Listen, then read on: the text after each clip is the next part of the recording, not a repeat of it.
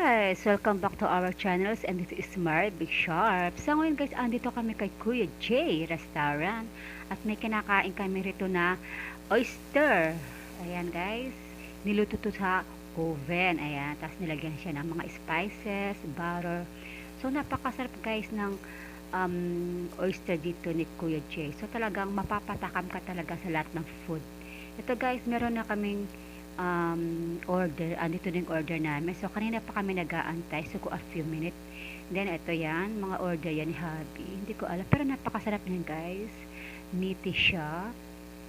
And then ayan, yung anak ko gusto niya sinigang na baboy.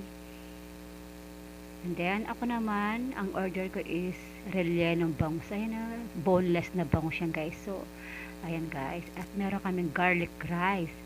So tama-tama guys, mapaparami ang aming makakain nito dahil sobrang sarap ng mga luto ni Kuya J.